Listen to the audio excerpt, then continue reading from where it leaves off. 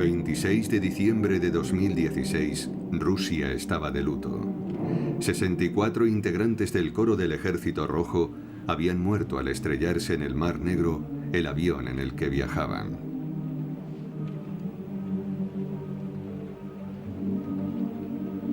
La orquesta coral, que lleva más de 80 años interpretando los clásicos del repertorio revolucionario, es uno de los últimos testigos vivos de la Gran Guerra Patriótica, es decir, el combate que llevó a cabo el Ejército Rojo contra el nazismo a costa de 10 millones de muertos.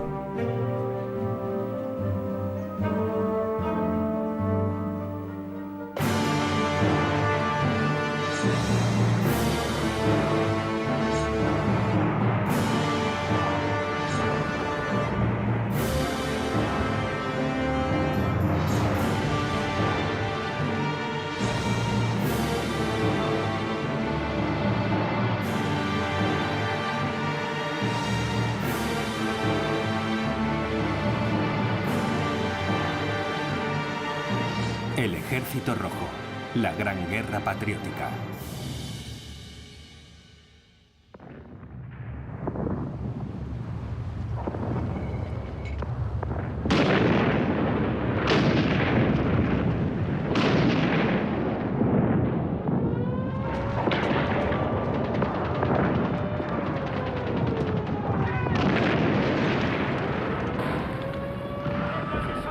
El 22 de junio de 1941 dio comienzo la Operación Barbarroja, nombre en clave dado por Hitler a la invasión de la Unión Soviética. 3,5 millones de soldados de la Wehrmacht invadieron la Unión Soviética. Fue una sorpresa total, como demuestra el boletín informativo que Radio Moscú emitió aquel día. Aquí Moscú. Aquí Moscú. Últimas noticias. La industria textil ha vuelto a superar los objetivos del programa. Se espera que la cosecha de trigo sea abundante este año, aunque la siega va a empezar más tarde de lo esperado. Y ahora pasemos a la gimnasia. Estiramos los brazos, nos inclinamos, 1, 2, otra vez. 1, 2, 1. La operación pilló totalmente por sorpresa al alto mando soviético. El general Timoshenko, paralizado, no se atrevía a despertar a Stalin y delegó la tarea en su segundo, el general Zhukov.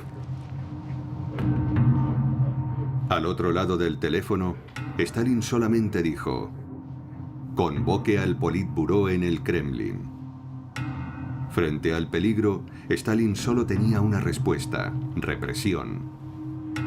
Ordenó detener y fusilar a los oficiales de alto rango que no habían sabido detener la ofensiva alemana. Para tener mayor control de las tropas, Stalin designó en cada unidad comisarios de la NKVD, la policía secreta. Oficialmente era para subir la moral de los soldados.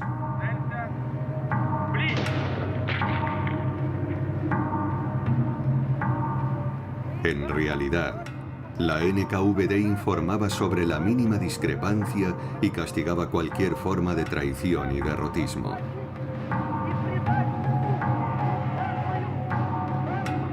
No era la primera vez en su breve historia que la Unión Soviética utilizaba este tipo de medidas excepcionales.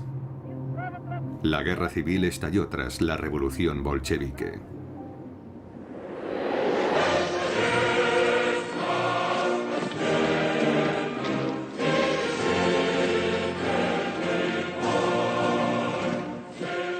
En noviembre de 1918, al inicio de la guerra civil, Lenin nombró a León Trotsky comisario de Asuntos Militares. No tenía ninguna competencia militar, pero era un organizador nato. Su misión era una auténtica proeza: derrotar a los ejércitos del zar al mismo tiempo que a la coalición internacional, que se había aliado contra el joven Estado comunista. Trotsky debía formar un ejército con urgencia. El Ejército Rojo de Obreros y Campesinos debía estar formado por voluntarios, un pueblo armado sin rangos ni alto mando. Los oficiales serían elegidos democráticamente. Pero en 2 meses, solo 150.000 hombres acudieron a las oficinas de reclutamiento.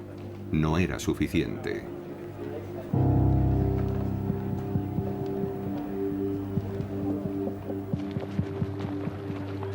Trotsky comprendió que los ideales de la revolución no podían aplicarse en esas circunstancias. Se decretó la movilización general obligatoria.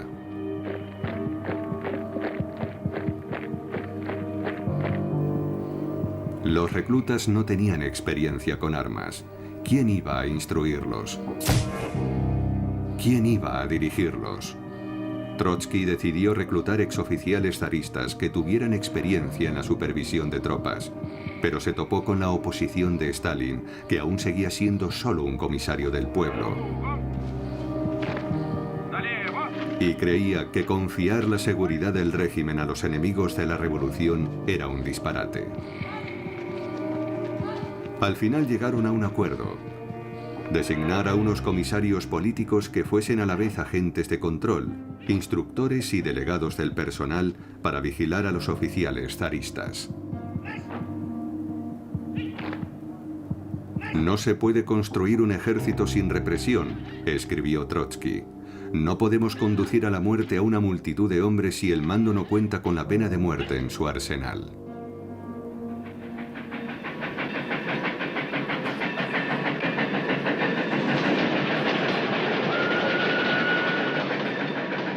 A pesar de la estricta supervisión, cientos de miles de soldados hambrientos y mal equipados desertaron.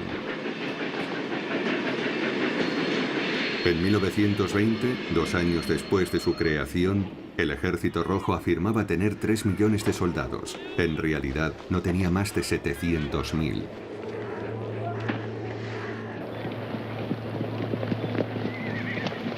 Sobre el terreno, los abusos colectivos sumieron a la población en el horror. El Ejército Rojo respondió al terror del ejército zarista, con más terror. Aldeas incendiadas o arrasadas, ejecuciones sumarias, violaciones sistemáticas. Capturaban a las mujeres más jóvenes para ser esclavas sexuales.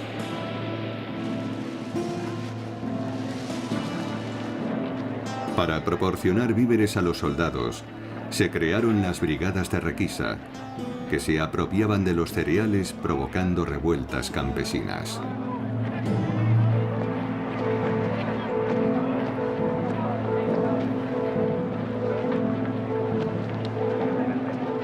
En octubre de 1920, estalló una insurrección en Tambov, a 300 kilómetros al sur de Moscú. Los habitantes lincharon a la brigada de requisa.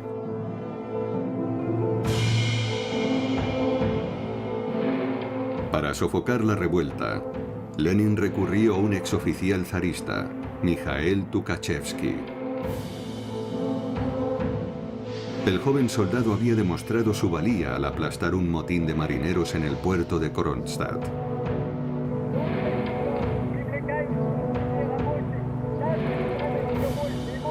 Tukhachevsky, que había recibido plenos poderes de Lenin, llevó a cabo una represión cruenta en Tambov.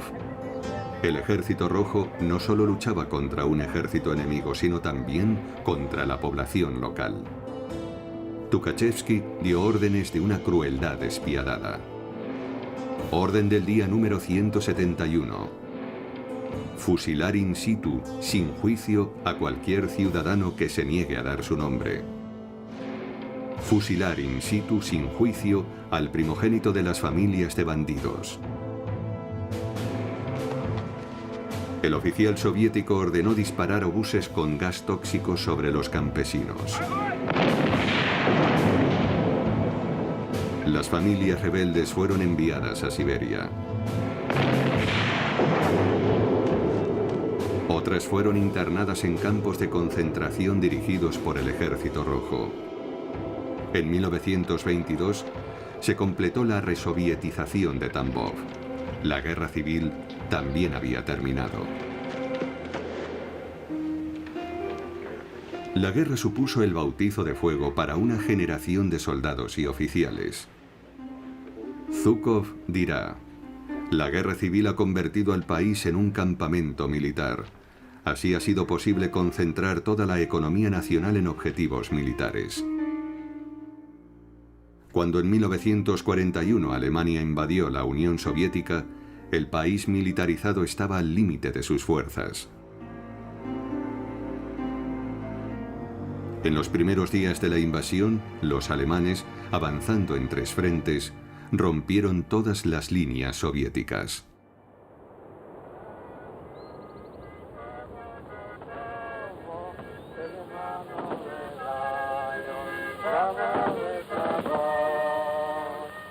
En el Ejército Rojo reinaba la desorganización a todos los niveles.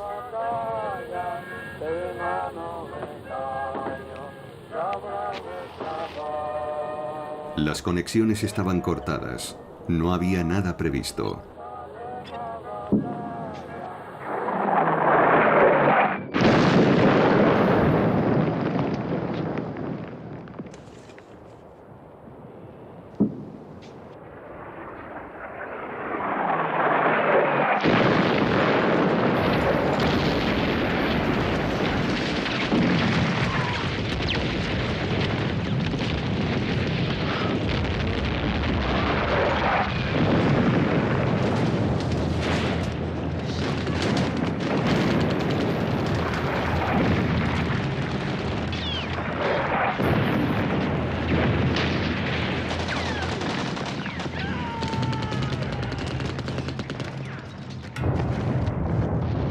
Boris Vasiliev, recluta voluntario de 17 años, se perdió en medio de los combates. Aquella mañana nos despertó un estruendo ensordecedor. Los disparos llegaban de todas partes. Fuimos corriendo al bosque donde estaba nuestro regimiento. Solo 4 de nosotros conseguimos llegar sanos y salvos.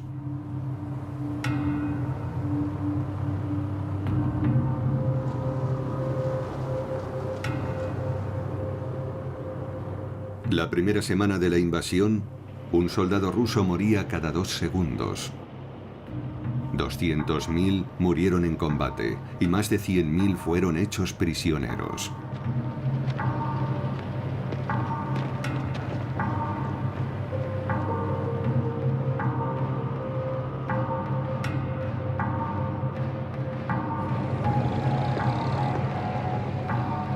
El 26 de junio de 1941, Minsk, capital de Bielorrusia, cayó en manos de Alemania. La Wehrmacht ganaba terreno cada día.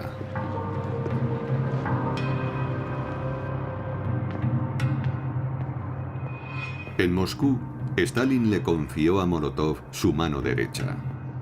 Lenin nos dejó un gran legado y nosotros lo hemos echado a perder.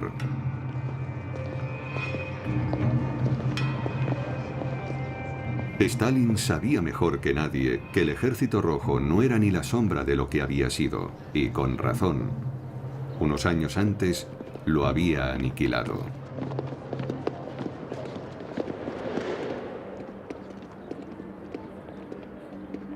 En 1936, Tukhachevsky, el exoficial zarista que había restablecido el orden en Tambov, apodado el Pequeño Napoleón, fue nombrado comisario adjunto de defensa.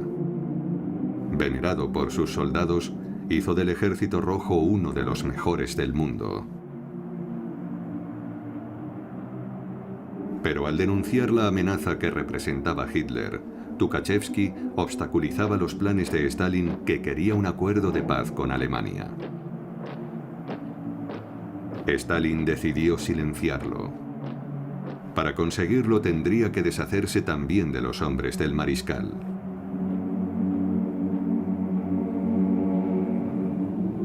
El 11 de junio de 1937, Tukhachevsky fue detenido y condenado a muerte junto a otros 8 destacados comandantes. Los ejecutaron esa misma noche. Fue el comienzo de la purga de militares. 4 de los 5 mariscales del Ejército Rojo, 14 de sus 16 generales, así como 11 comisarios políticos, siguieron a Tukhachevsky a la tumba.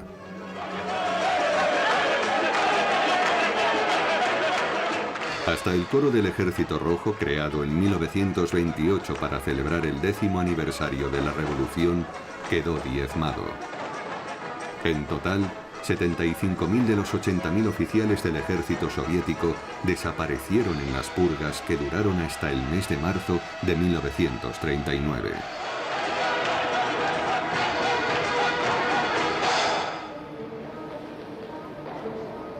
Para sustituir a los oficiales de alto rango desaparecidos en las purgas del Gran Terror, unos 1000 jóvenes oficiales ascendieron a general en 1940.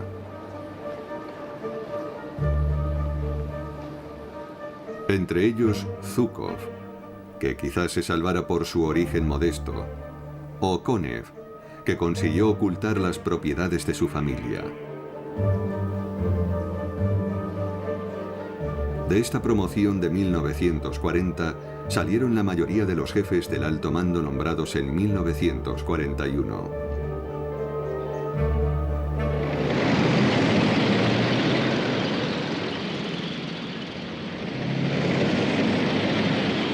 Cuando la Wehrmacht invadió el territorio soviético, los oficiales seguían paralizados por los efectos de la purga. Todos tenemos muy presente 1937, dijo Zhukov. Los más experimentados intentaban pasar desapercibidos y evitaban tomar iniciativas. Los generales eran imprecisos sobre las operaciones. Le escondían a Stalin las retiradas o las derrotas. Sabían que si daban el mínimo paso en falso, irían directos al pelotón de ejecución. No tenían ninguna necesidad de perder batallas. Bastaba con que se olvidasen de enviar uno de los 2 informes diarios. 2 semanas después del inicio del conflicto, el 3 de julio de 1941, Stalin dirige un discurso radiofónico a los soviéticos. Era la primera vez que lo hacía desde el comienzo de la invasión alemana. Camaradas, ciudadanos, hermanos y hermanas, hombres de nuestro ejército y de nuestra marina, me dirijo a vosotros, amigos míos. La guerra contra Alemania no es una guerra ordinaria, no es solo una guerra entre 2 ejércitos, es también la gran guerra del pueblo soviético contra las fuerzas del fascismo alemán.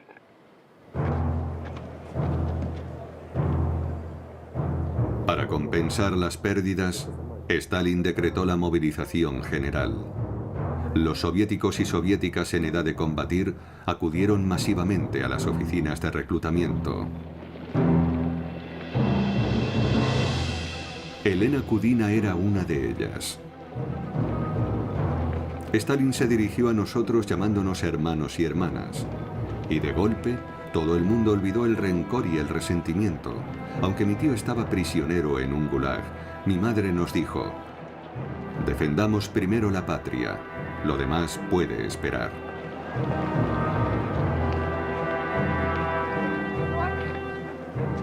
En un país que proclamaba la igualdad de sus ciudadanos, entre 500.000 y 1 millón de mujeres fueron enviadas al frente. Enfermeras, cocineras, operadoras, mecánicas y también tanquistas y fusileras.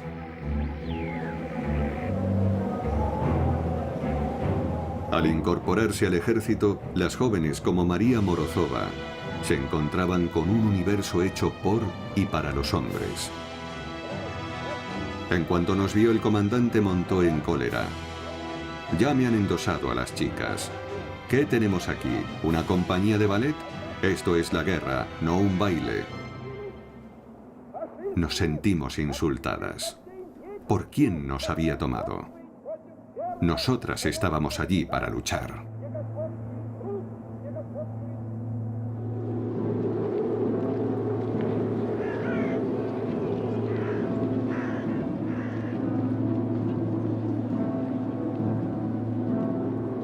Otoño de 1941. El Ejército Rojo se batía en retirada en todos los frentes.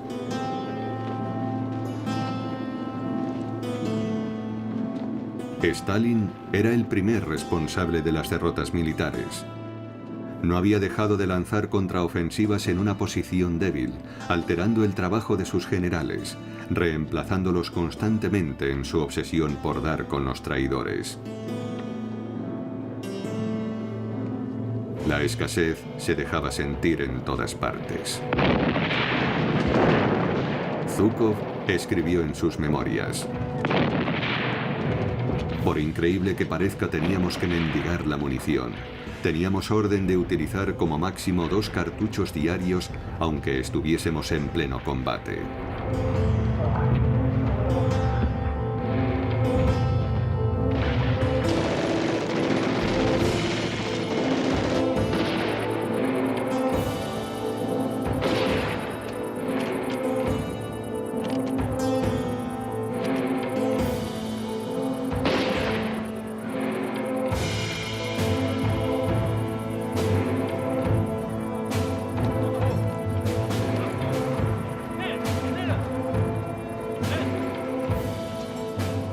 Para los soldados soviéticos, la situación parecía desesperada y empezaron a rendirse en masa al invasor.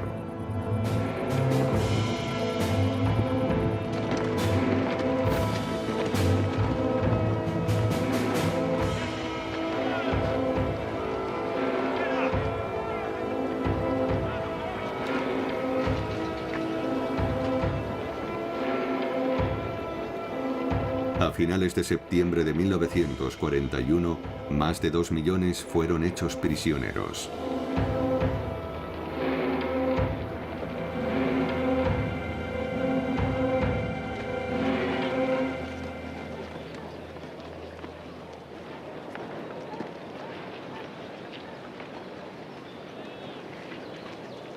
Los nazis consideraban infrahumanos a los soldados del Ejército Rojo y mantenían a los prisioneros en unas condiciones espantosas, dejándoles incluso morir de hambre.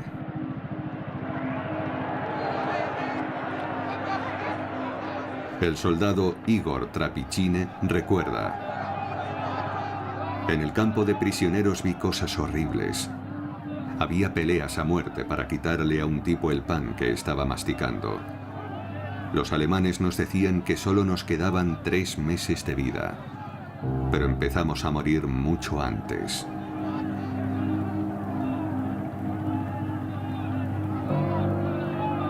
A partir de mediados de julio de 1941, las SS entraron en los campos para seleccionar los elementos indeseables. Judíos, comunistas e intelectuales fueron sistemáticamente eliminados.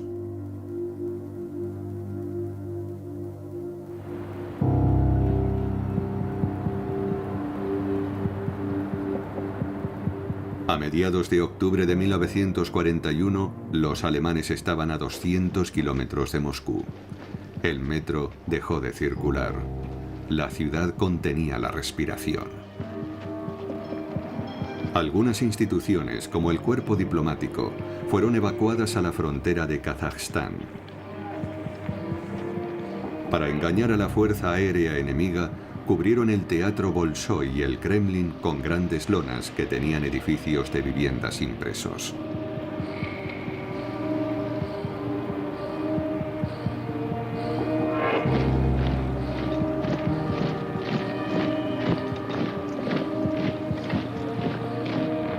La llegada anticipada del invierno dio un respiro a los soviéticos.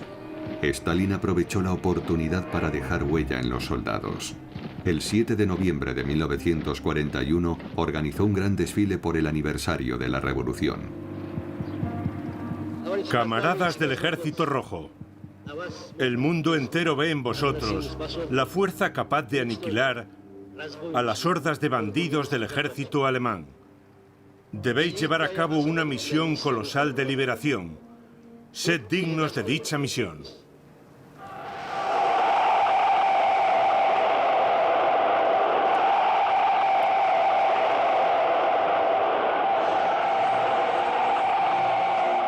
Un sentimiento olvidado, el patriotismo, reavivó las esperanzas de los soviéticos. Mi corazón estaba como loco, recuerda a Grigori Pomeranz, estudiante de filosofía. Latía fuertemente. Notaba el latido de los otros corazones. Dejé de pensar y me dejé llevar por la voluntad colectiva.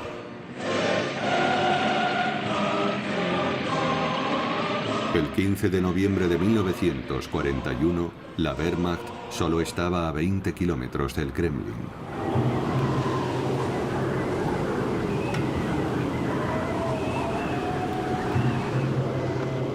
Pero el hielo impidió el avance de los alemanes.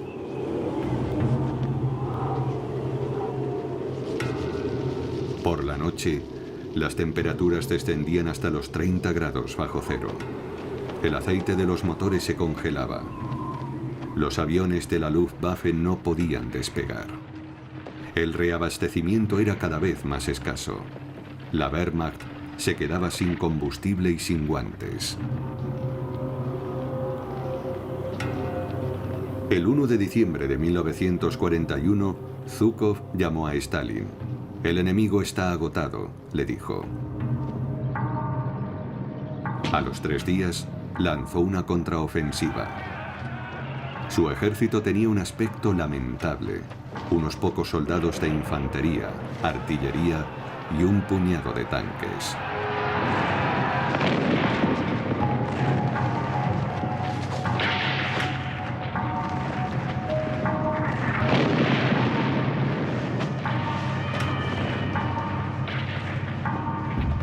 Para compensar la debilidad de sus tropas, Zhukov echó mano de la estrategia militar.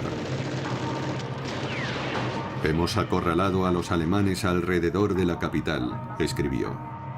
Repetiremos la maniobra en Stalingrado y los alemanes volverán a morder el anzuelo. La estrategia de Zhukov hizo huir en desbandada a los alemanes. El Ejército Rojo descubrió entonces las atrocidades que habían cometido los nazis. Los soldados soviéticos ejecutados sumariamente, los bosques de ahorcados que dejaron tras de sí, exigían una justicia expedita.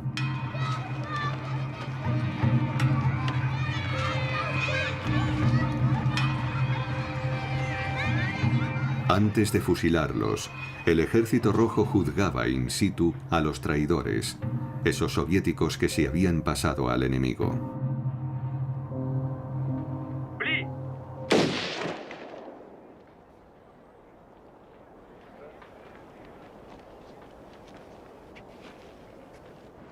Los regimientos fascistas han intentado tomar la capital en vano.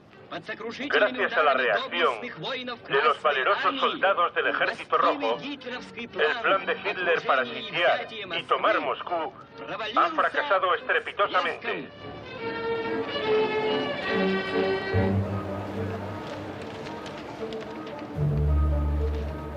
Zhukov, el salvador de Moscú, se convirtió de la noche a la mañana en un héroe nacional.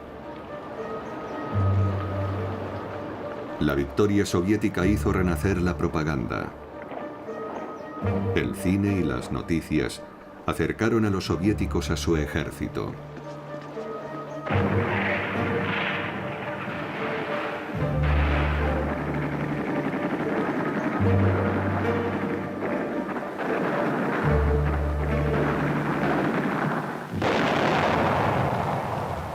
Las comedias divertían al público burlándose del enemigo.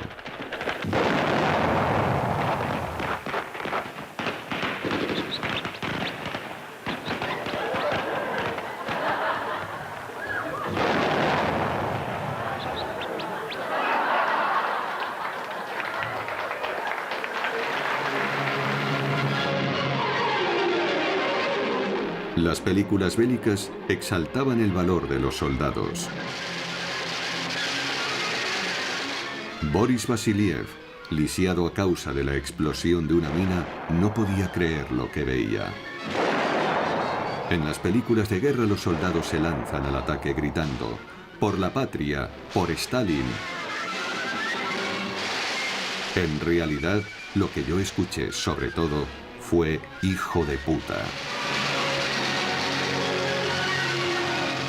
Restablece la conexión y sigue disparando. Pacha, Pacha, ¿qué te pasa? Pacha.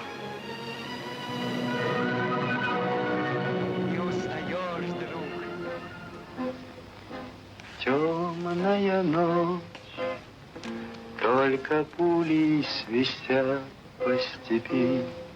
La relación entre el frente y la retaguardia se limitaba a las cartas que intercambiaban los soldados y sus familias. 45.000 vagones cargados con la correspondencia de los soldados cruzaban a diario la Unión Soviética. El correo era una cuestión principal y un objetivo de la propaganda. En la unidad de Danil Alchiz, el oficial político apodado Papá Snitov por sus hombres, era el encargado de escribir a los padres. Los reclutas siempre eran ejemplares y su combate heroico.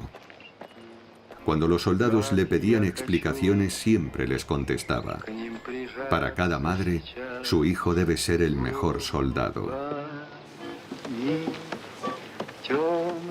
En cuanto a las cartas enviadas por los familiares, estaban sometidas a la censura de la NKVD, que eliminaba cuidadosamente las dificultades de la vida en la retaguardia, como las penurias, los refugiados que dormían en el suelo, el fallecimiento de un familiar o de un vecino.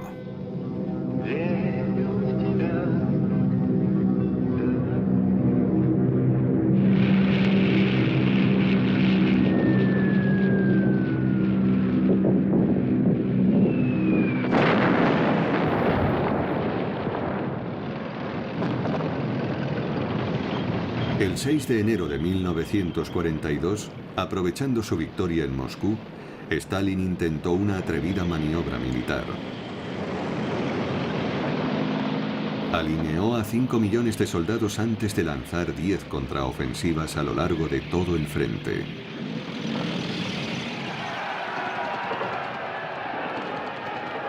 Todas fracasaron.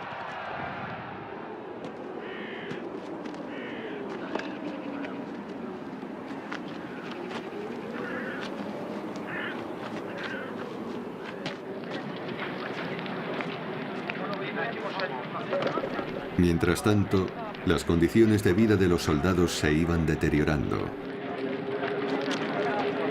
El habituallamiento priorizaba las entregas de vodka en detrimento de los alimentos.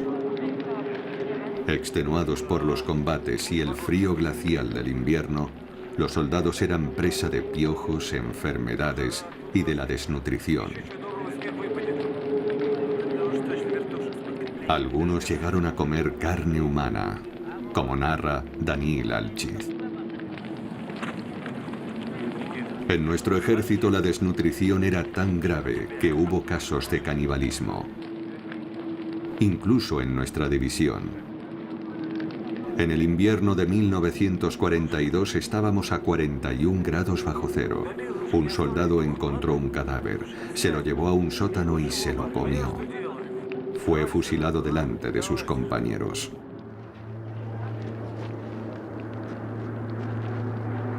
Los soldados sabían que si eran hechos prisioneros, serían acusados de traición.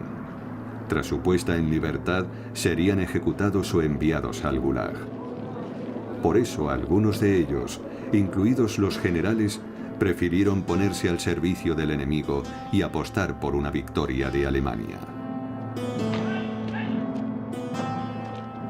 El general Blasov, héroe de la batalla de Moscú, fue hecho prisionero en julio de 1942.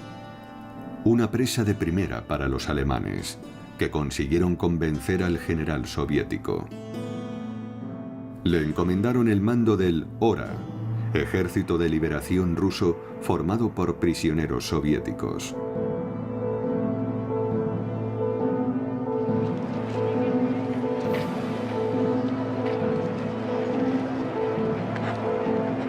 Los hombres de Blasov, los Blasovtsi, junto con los auxiliares voluntarios rusos, ucranianos o bálticos, estaban a cargo de los trabajos más despreciables.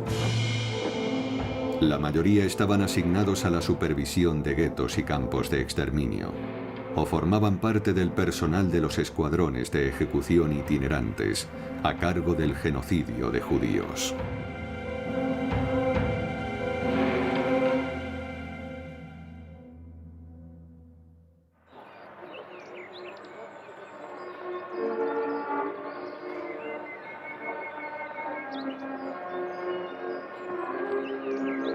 Los judíos que lograron escapar de las ejecuciones masivas reforzaron los grupos de partisanos que en la retaguardia de las tropas soviéticas acechaban a los soldados de la Wehrmacht.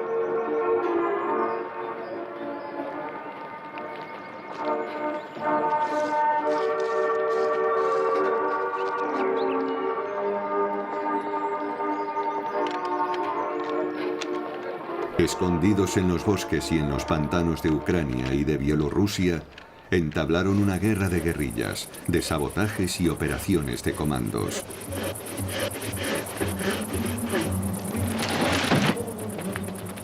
Baruch Shub perdió toda su familia en la Shoah.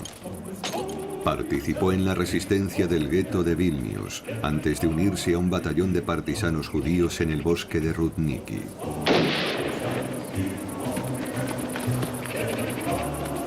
Hacíamos descarrilar trenes, saboteábamos las transmisiones alemanas cortando los cables telefónicos o telegráficos, volábamos puentes.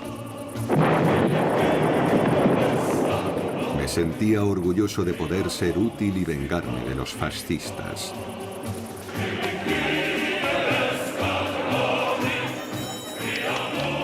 La resistencia minaba la moral de los alemanes. También recuperó el prestigio del ejército regular, que había sido derrotado en todos los frentes. Los grupos se multiplicaban fuera de Moscú.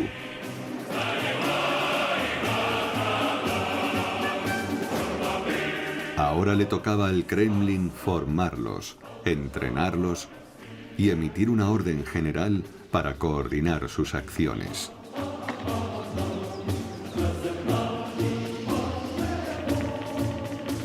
Para integrarlos en la propaganda del régimen, enviaron a los bosques de Bielorrusia a unos operadores de cámara para filmarlos.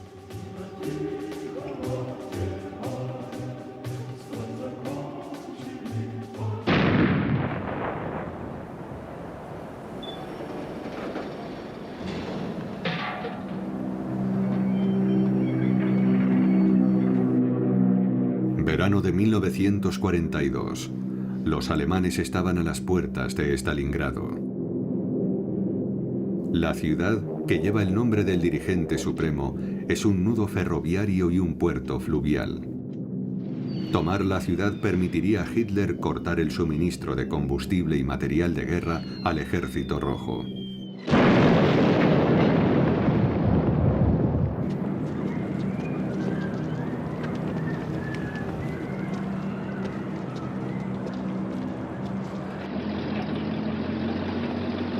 El sexto ejército del general Paulus entró sin dificultad en Stalingrado. A pesar de la debilidad de las tropas soviéticas, un hombre contenía el avance de la Wehrmacht. El teniente general Chuikov, que había tomado el mando del 62º ejército, había luchado en la guerra de España. Tenía experiencia en el combate en zona urbana y organizó la resistencia.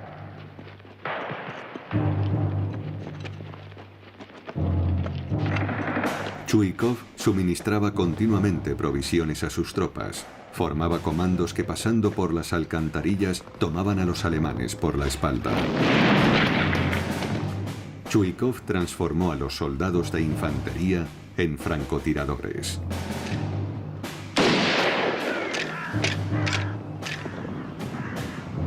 A finales de septiembre de 1942, los alemanes estaban estancados.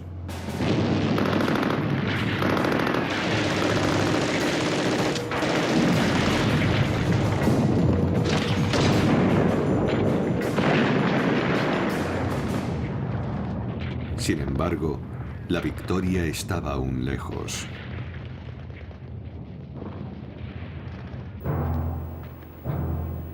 Stalin llamó a Zhukov, que empezaba a ser apodado el bombero del frente, para restablecer la situación.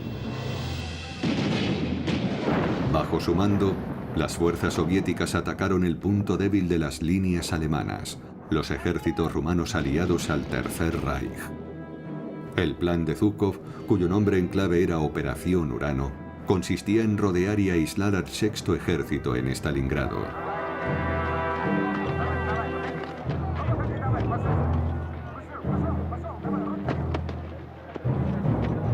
El 31 de enero de 1943, el general Paulus se rindió a los soviéticos.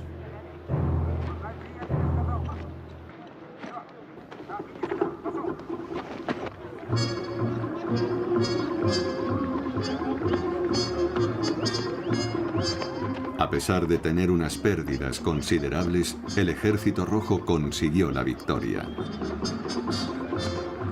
El periodista Alexander Berth resume el estado de ánimo. Todos sentían un profundo orgullo nacional. Por fin veían que tantos sacrificios y sufrimientos no habían sido en vano.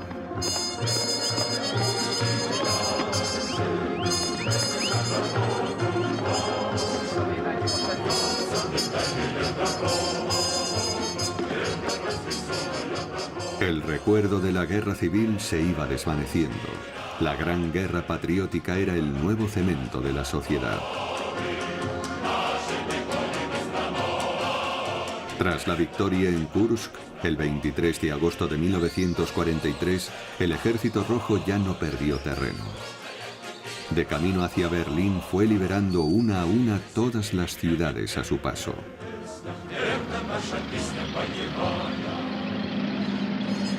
El Ejército Rojo recuperó la iniciativa estratégica. Las autoridades militares decidieron entonces crear una unidad de francotiradores femenina.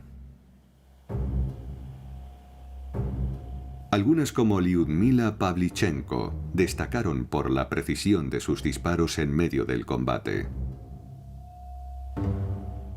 Roza Shanina tenía solo 17 años cuando fue a la escuela de francotiradoras junto a otras 700 compañeras. Les cortaban el pelo y les daban uniformes masculinos de tallas grandes. El entrenamiento era duro. Se despertaban a las 6. Tenían clases teóricas y de balística. Luego 6 meses de formación de tiro antes de ir al campo de batalla.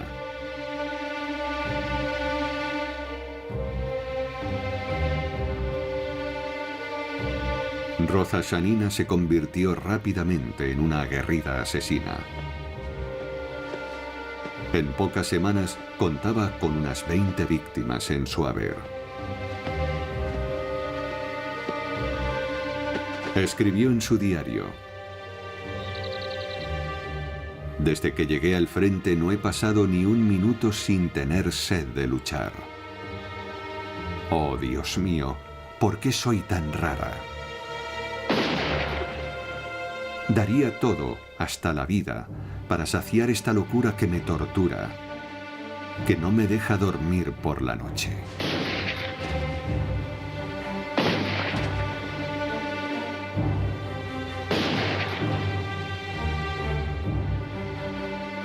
La propaganda la ponía por las nubes. Su rostro aparecía en la primera página de los periódicos. Shanina era toda una celebridad. En el otoño de 1944, el periodista Ilya Ehrenburg escribió: "La madre rusa que dio a luz a una hija honrada con tanta gloria y nobleza puede estar orgullosa".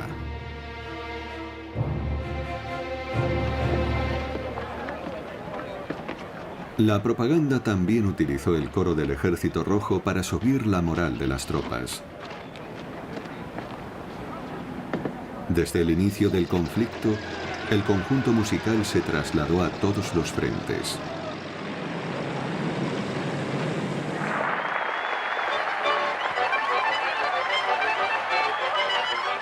El coro del Ejército Rojo dio más de 1500 espectáculos, bajo las bombas, en las trincheras, en los hospitales militares.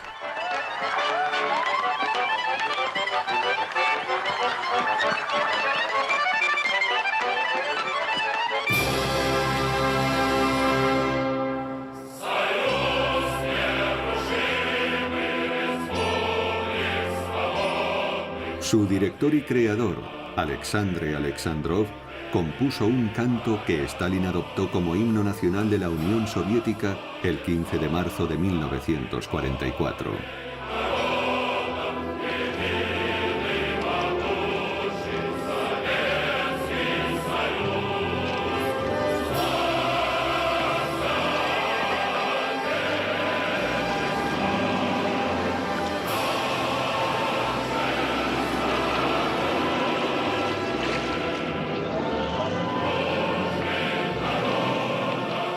Mientras el Ejército Rojo continuaba su camino hacia Berlín, Stalin dictó un nuevo reglamento alabando el espíritu de iniciativa. Puede resumirse en una frase: persigue al enemigo donde quiera que se encuentre en una posición débil.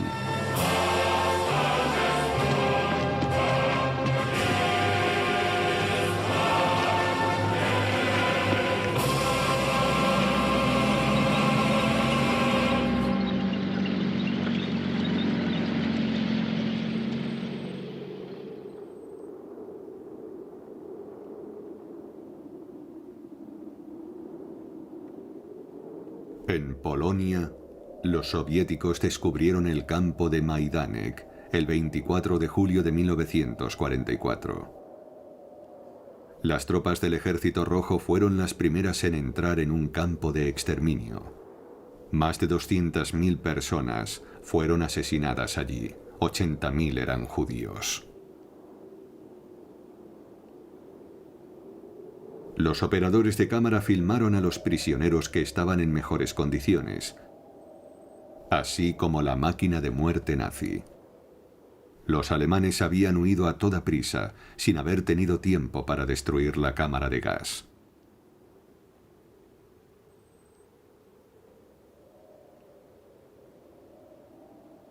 El 27 de enero de 1945 los soviéticos llegaron al campo de Auschwitz.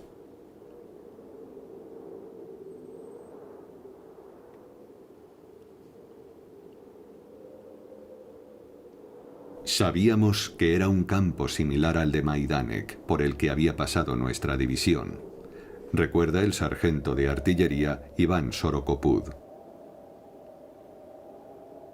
Al entrar vimos a unos 12 esqueletos vivientes que apenas se movían, desprendían un olor pútrido.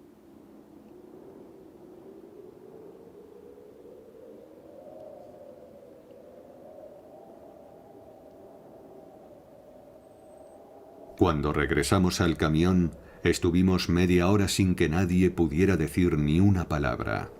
Solo se nos escapaban insultos a los nazis. Son una basura abominable.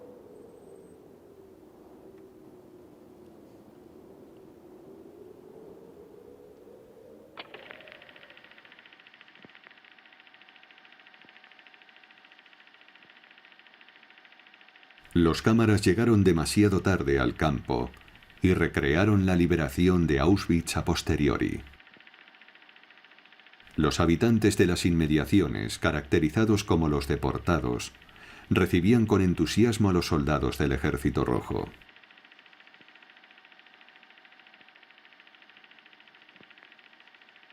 La película estaba tan lejos de la realidad que nunca llegó a proyectarse.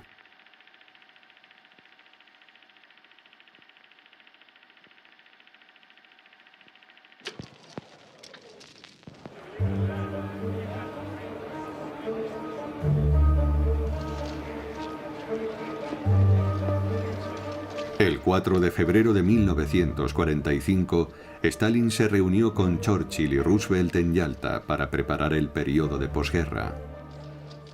Definieron a grandes rasgos las zonas de influencia en Europa, las zonas de ocupación en Alemania y la creación de Naciones Unidas. Stalin quería a toda costa adelantarse a sus aliados y ser el primero en llegar a Berlín.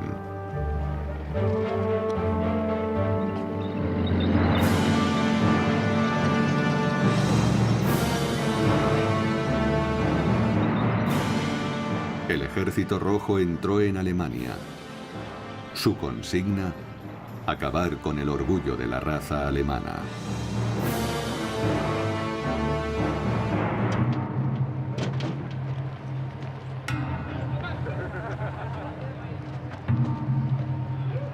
De camino a Berlín, los saqueos se convirtieron en algo normal. Leonid Rabichev daba esta explicación. Entrábamos y cogíamos lo que queríamos, radios y ropa. En Rusia no teníamos nada, absolutamente nada. Nos llevábamos sobre todo relojes.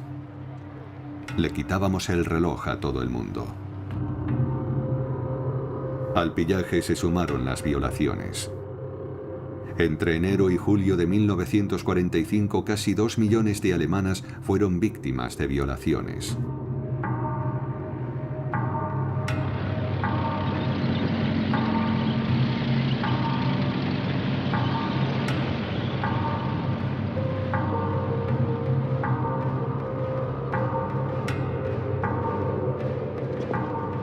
Leonid Rabichev nunca pudo olvidar la suerte que corrieron las mujeres a las que encerraron en la iglesia de un pueblo.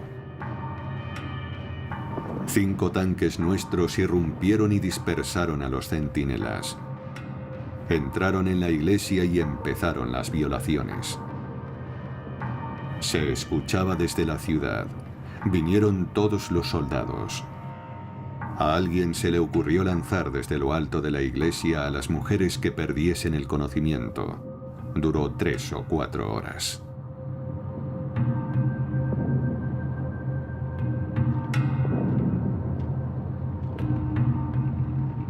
A lo largo de las batallas que la llevaron a Alemania, la francotiradora Roza Shanina perdió toda sensibilidad. Escribió lo siguiente con respecto a las violaciones. Me da igual que se venguen de las alemanas. De todas formas, yo ya no tengo corazón. El 28 de enero de 1945, Roza Shanina resultó herida cerca de Kaliningrado al estallar un obús. La heroína del ejército ruso no sobrevivió a las heridas. Su madre, que había comprendido que su hija había cruzado un punto sin retorno, le anunció la noticia a su hijo menor de este modo. Roza ha muerto y tal vez sea mejor así. ¿Cómo iba a vivir después de la guerra sabiendo que había matado a tantas personas?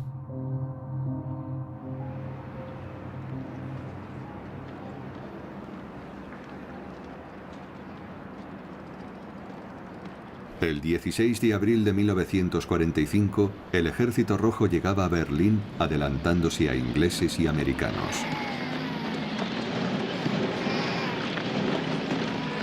El 24 de abril, mientras Konev sitiaba la ciudad por el sur con un movimiento de pinza, Zhukov lo hacía por el norte.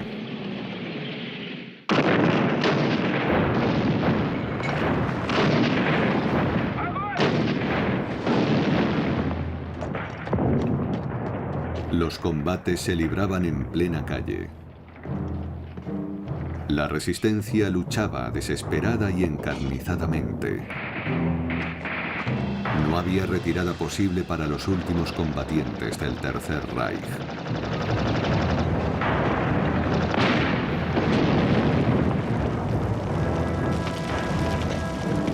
En menos de una semana, aunque todavía quedaban algunos focos de la resistencia, la suerte estaba echada. El 30 de abril, Zhukov estaba en el centro de la capital alemana. Ese mismo día, Hitler se suicidó en su búnker.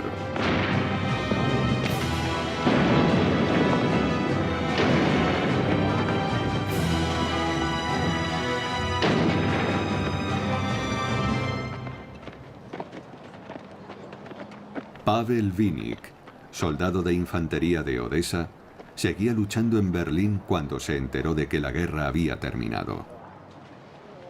De madrugada reinaba un silencio absoluto. ¿Qué pasaba? De repente recibimos un mensaje del cuartel general en nuestra radio portátil. Decía: las tropas alemanas han capitulado en Berlín. Alto el fuego. Era el 2 de mayo de 1945. Nos pusimos todos a gritar de alegría, a chillar, a llorar, a hacer disparos al aire.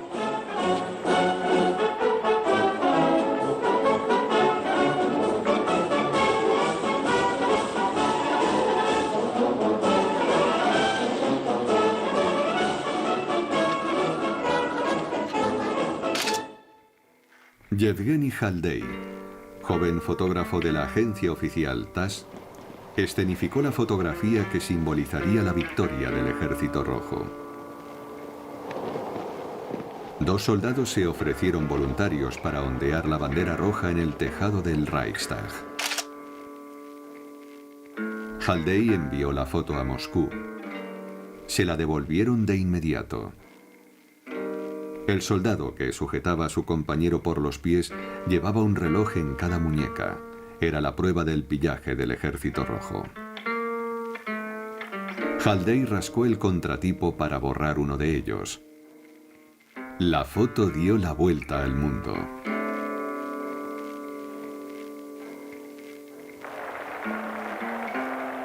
El 24 de junio de 1945, en la Plaza Roja de Moscú se organizaron los festejos para celebrar la victoria. El mariscal Zhukov ocupaba un puesto destacado. En medio de las tropas, iba a galope sobre el caballo blanco que le había regalado Stalin. Zhukov tenía un papel muy lucido, pero no era más que un segundón. Stalin no tenía rival. Él era el protagonista indiscutible de la victoria. Como se hacía en los triunfos del zar, los batallones arrojaron los estandartes de los vencidos a los pies del comandante supremo.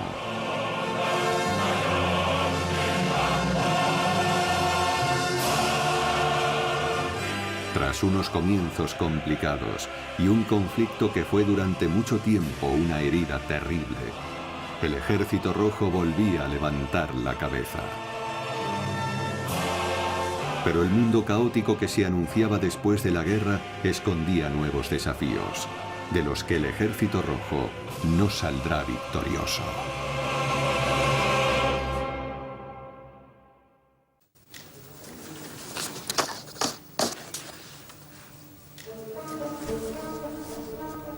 ...25 de diciembre de 1991... Ante las cámaras de todo el mundo... ...el presidente Mikhail Gorbachev... ...a la cabeza de un imperio hecho trizas... ...declaraba solemnemente el fin de la Unión Soviética. Dejo mi cargo con preocupación, pero esperanzado, porque tengo fe en vosotros y en vuestra sensatez. Os deseo todo lo mejor. En unos minutos el adjetivo soviético se eliminó del diccionario. Con él no solo desaparecía el bloque comunista, que había fracturado el mundo de la posguerra, desaparecía también el Ejército Rojo, el gran ejército soviético que forjó su leyenda, derrotando al nazismo.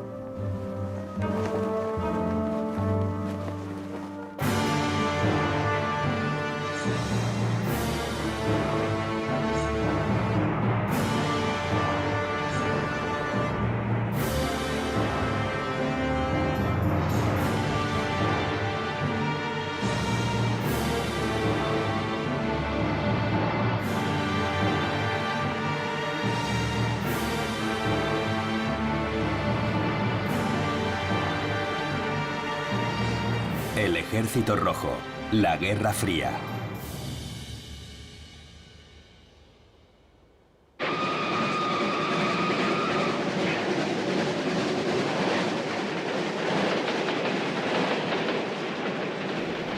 Verano de 1945. Tras finalizar la Segunda Guerra Mundial, unos trenes abarrotados atravesaban el territorio de la URSS. Más de 9 millones de soldados regresaban a casa. Uno de ellos era Anatoly Genatulin. Fuimos a la guerra siendo unos críos de 17 o 18 años. Ni siquiera habíamos conocido un primer amor que nos ayudase a superar esta pesadilla. No tuvimos ni adolescencia ni juventud. Todos volvimos tocados. El Ejército Rojo había ganado la Gran Guerra Patriótica. Los soldados esperaban ser recibidos como héroes. Pero sus expectativas se desvanecieron al encontrarse con un territorio devastado en el que 25 millones de personas habían perdido sus hogares. La ayuda prometida por la propaganda era irrisoria. Era muy difícil encontrar trabajo. A los inválidos de guerra no les quedaba otra salida que el mercado negro o la mendicidad.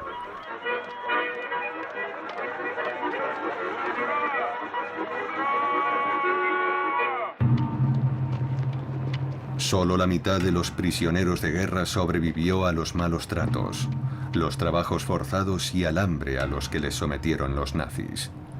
A su regreso, eran sospechosos de traición. Igor Trapichine recuerda su regreso al país en julio de 1945. Metralletas, perros policías.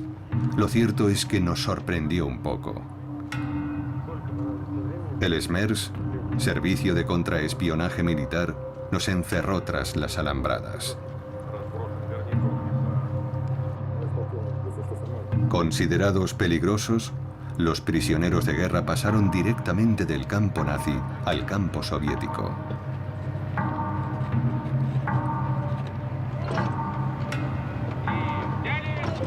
Los demás serían condenados a las unidades disciplinarias del Ejército Rojo o transferidos a los batallones de reconstrucción, igual de agotadores.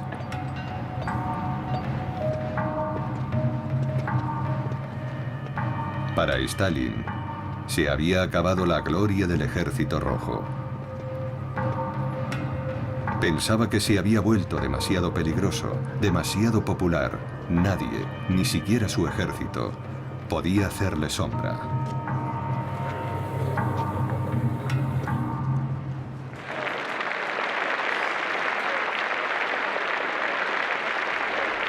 A partir del 24 de diciembre de 1947, una serie de medidas echaron por tierra la gloriosa herencia del Ejército Rojo.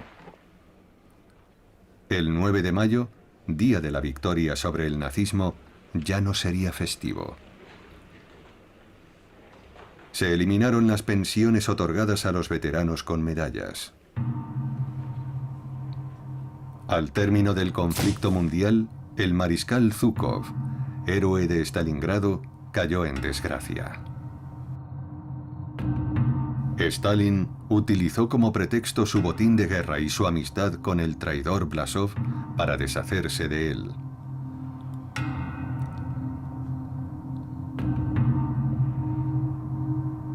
El general Blasov, que se pasó al enemigo durante la guerra, fue condenado por alta traición y ahorcado en 1946.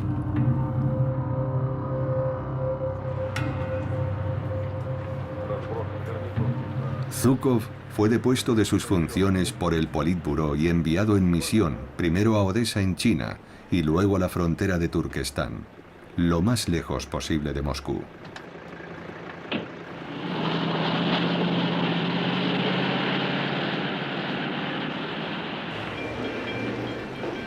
En 1949, Stalin ordenó librar a las ciudades de la Unión Soviética de los mendigos y lisiados de la guerra.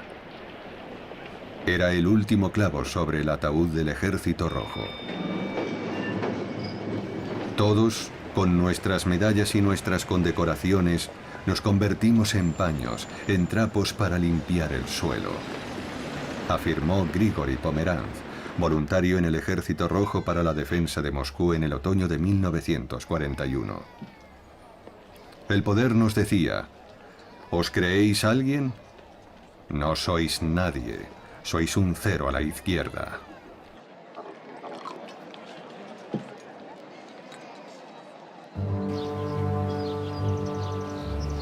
La Gran Guerra Patriótica dio paso a un nuevo conflicto.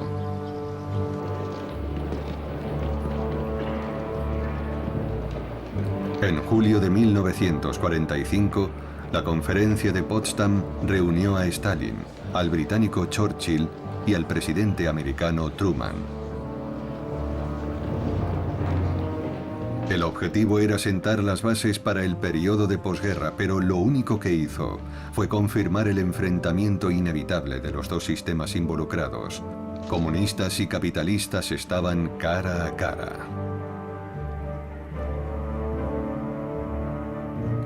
A través del Plan Marshall, el presidente Truman proporcionó ayuda material a 16 países del bloque occidental.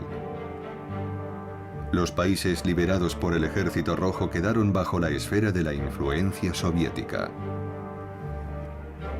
Alemania fue dividida en varias zonas de ocupación, así como la capital, Berlín.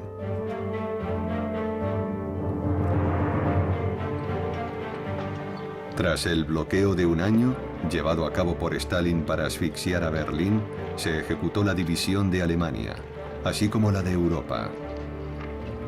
La oposición este-oeste se materializó mediante un telón de acero que fracturaba el continente. El mundo había entrado de lleno en la Guerra Fría.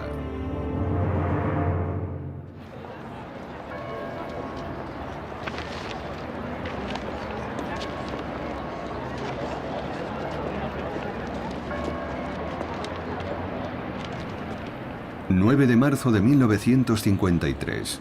4 días después de su muerte, Stalin recibió un grandioso funeral. Los soviéticos acudieron en masa desde todos los rincones del imperio para rendir el último homenaje al tirano que les había gobernado durante casi 30 años. Queridos camaradas y amigos, los pueblos de nuestro país pueden estar seguros de que el Partido Comunista y el gobierno de la Unión Soviética no escatimarán sus fuerzas ni sus vidas para mantener la unidad inalterable del partido y del Estado.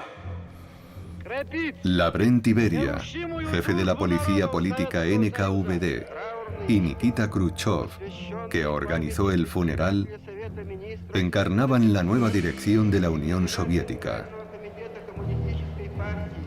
Se estaban preparando para liquidar el legado de Stalin.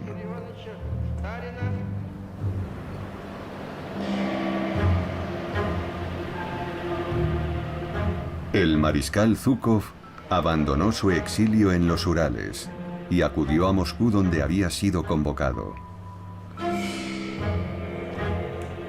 El 14 de mayo de 1955 firmó el Pacto de Varsovia, una alianza militar creada para hacer frente a la OTAN, el brazo armado de Occidente. Era el regreso del mariscal soviético.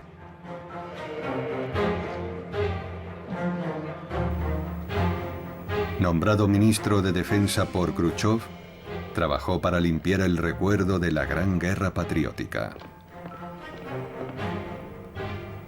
Colocó estelas, levantó estatuas en Stalingrado, Leningrado o Minsk.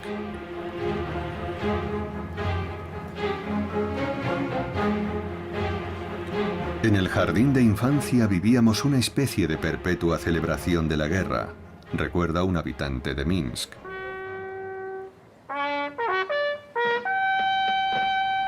La maestra nos llevó al monumento en honor a Marat Kazei. Niños, mirad, es un joven héroe. No tenía más que 14 años cuando se hizo estallar con una granada matando a muchos fascistas. Cuando seáis mayores tenéis que ser como él.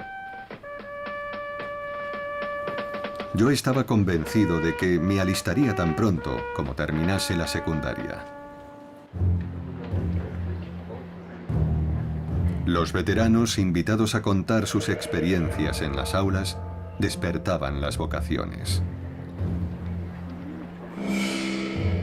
Después de los años oscuros de la posguerra, el ejército volvía a ser atractivo.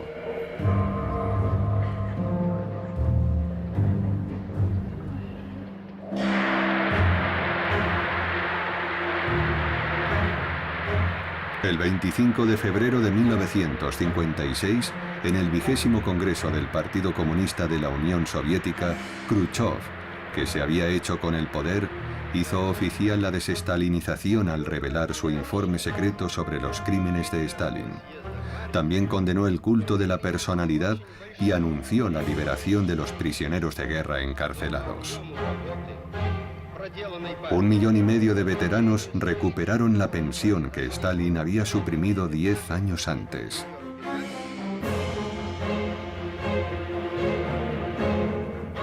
El informe Khrushchev se difundió por toda Europa Central, alimentando las esperanzas de liberación de los países hermanos. A partir del 28 de junio de 1956, comenzaron los disturbios en Polonia. Se extendieron rápidamente a Hungría, donde los manifestantes exigían la independencia y la democracia. Khrushchev y Zhukov enviaron al Ejército Rojo para sofocar la insurrección.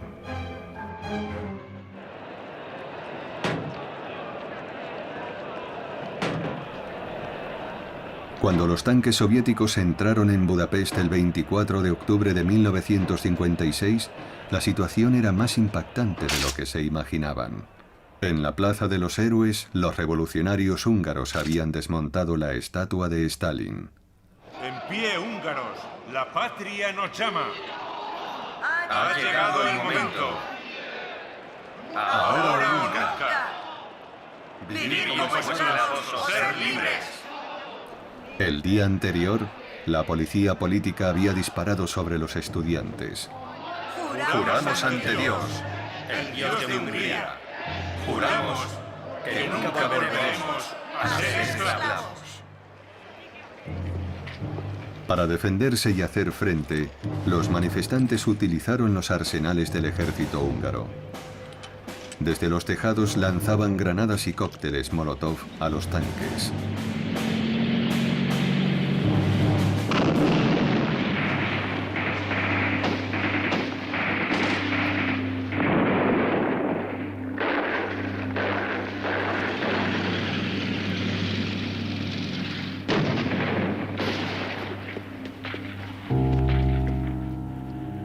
Los soldados estaban abrumados. El Kremlin perdía poco a poco el control de la situación.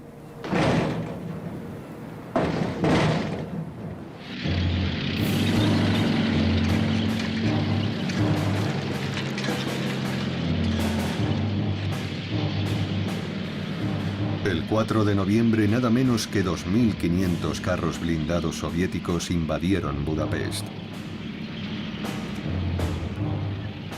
Las órdenes de Zhukov eran claras: limpiar de chusma, desarmar la contrarrevolución.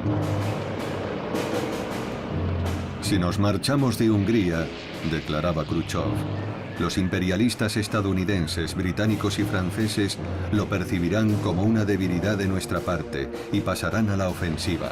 No tenemos elección.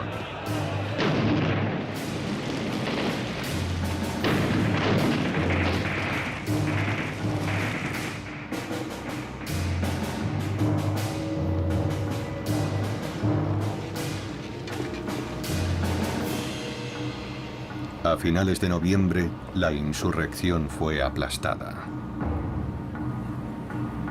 Las cifras oficiales declaran 2.500 víctimas en el bando húngaro, más de 19.000 heridos y 10.000 detenciones. En medio del caos, 180.000 personas huyeron hacia el oeste.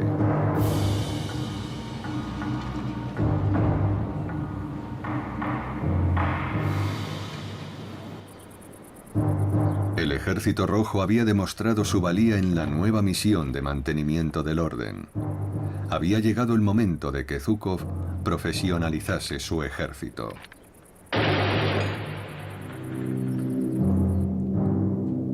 Los soldados ya no serían requisados para labores agrícolas o cualquier otra tarea que no formara parte de su función. Zhukov aprovechó para reducir drásticamente los efectivos. En 2 años, el Ejército Rojo pasó de 5 a 3 millones de hombres. El equipamiento y el armamento se modernizaron para poder competir con el arsenal estadounidense.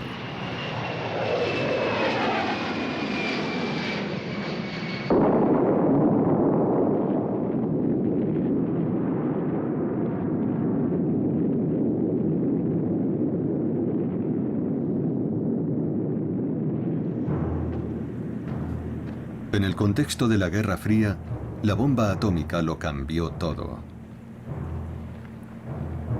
El mundo entró en lo que se denominó como el equilibrio del terror.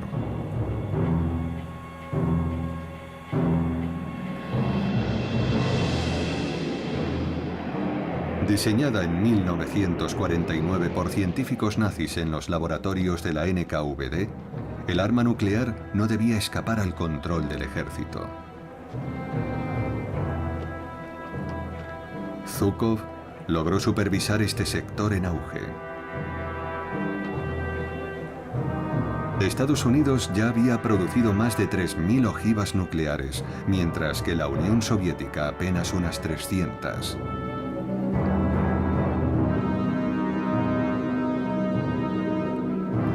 El 14 de septiembre de 1954, en la Operación Bola de Nieve, los soviéticos lanzaron una bomba atómica a 8.000 kilómetros de altitud, al sur de los montes Urales.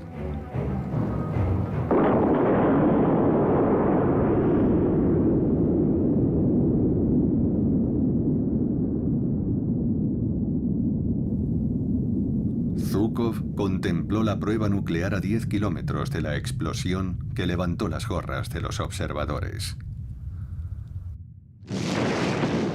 Los efectos de la radiación sobre los soldados y las poblaciones circundantes sigue siendo, hoy por hoy, un tema tabú.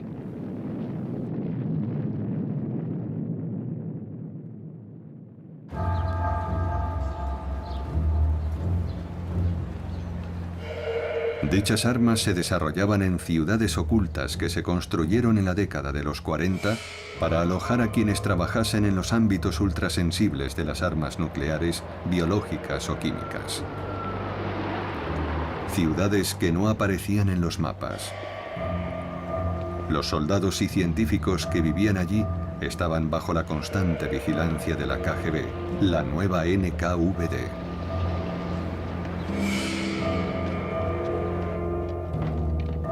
Un científico que vivió en una de estas ciudades prefiere hablar de las ventajas. Teníamos un buen sueldo, ganábamos un 20% más que en cualquier otro lugar. Podíamos comprar cosas que no estaban al alcance del resto del país. En nuestras tiendas había salchichas, un producto que escaseaba en la Unión Soviética.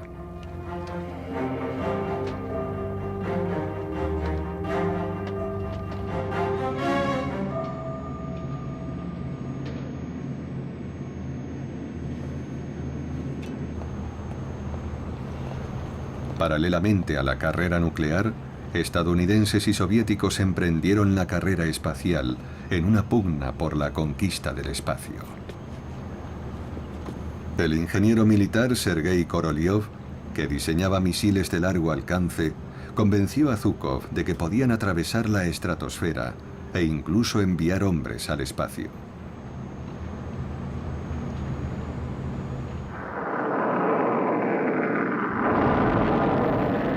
El programa espacial estaba bajo la autoridad del Ejército Rojo.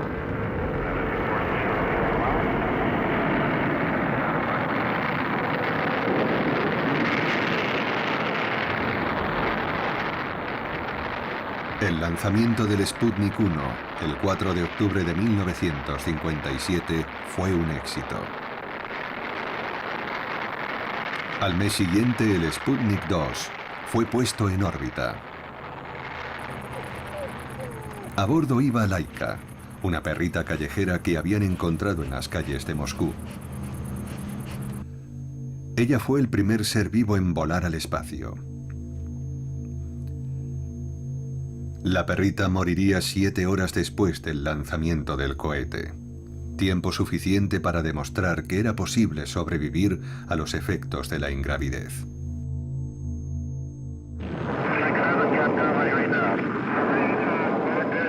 Estados Unidos iba muy por detrás de la Unión Soviética en la carrera espacial.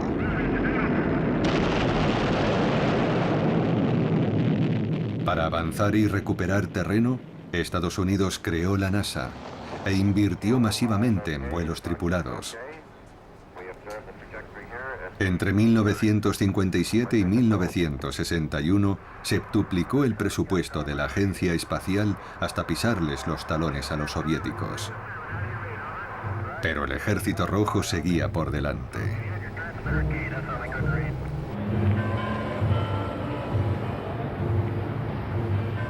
El 12 de abril de 1961, Radio Moscú difundió un comunicado que asombró al mundo. Aquí Moscú. Aquí Moscú. Un comunicado de la agencia TASS relativo al primer vuelo del hombre al espacio.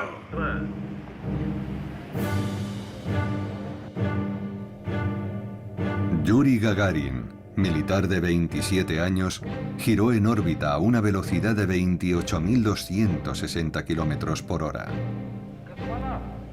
El ingeniero Korolev supervisó la preparación del vuelo. Cosmonauta, aquí la Tierra. Aquí el cosmonauta. Veo la Tierra. Distingo los relieves, los bosques, los ríos, las nubes, los cúmulos. A mi alrededor todo es hermoso. Muy hermoso.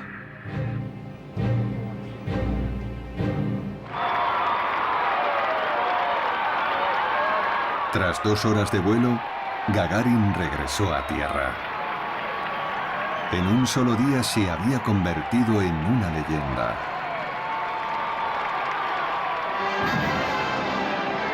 Todos salimos a la calle, recuerda Margarita Pogrevitskaya.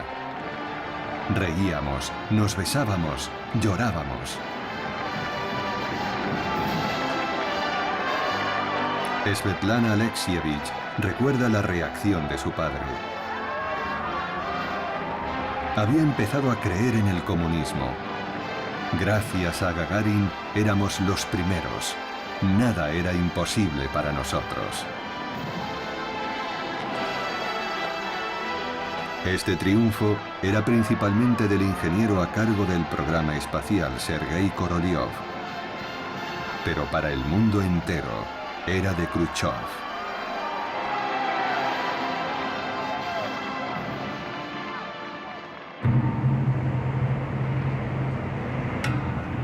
En 1962, un año después de la construcción del Muro de Berlín y de la elección de John Fitzgerald Kennedy como presidente de Estados Unidos, el mundo contuvo la respiración.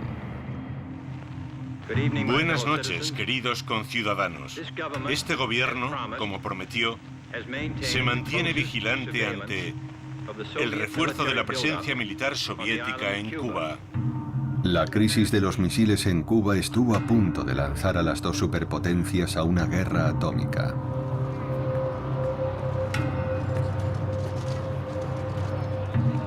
Para calmar las cosas, Kennedy y Khrushchev emprendieron el camino de la distensión. Gracias a la diplomacia se pudo reanudar el diálogo. Sin embargo, Estados Unidos y la URSS siguieron enfrentándose en guerras subsidiarias en terceros países. En Vietnam, Oriente Medio y Latinoamérica.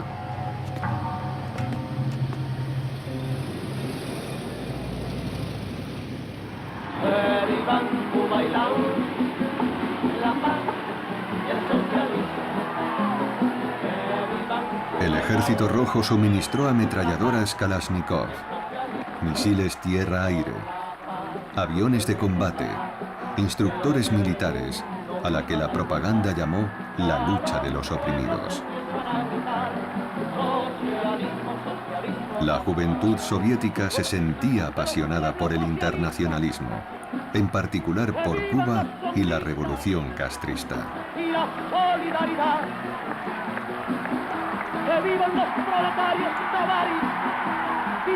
Margarita Pogrevitskaya estudiaba medicina. Todos soñábamos con Cuba. Era tan fácil engañarnos. Pero aún así, nunca olvidaré esa época tan emocionante.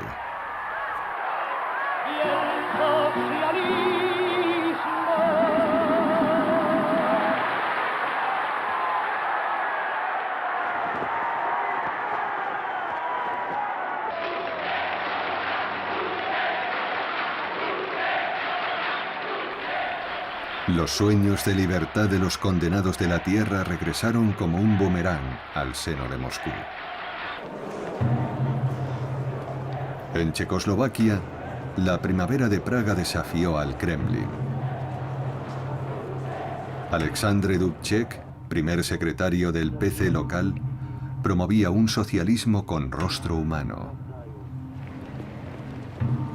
Sus reformas iban desde la abolición de la censura hasta el multipartidismo, pasando por la detención del jefe de la policía política.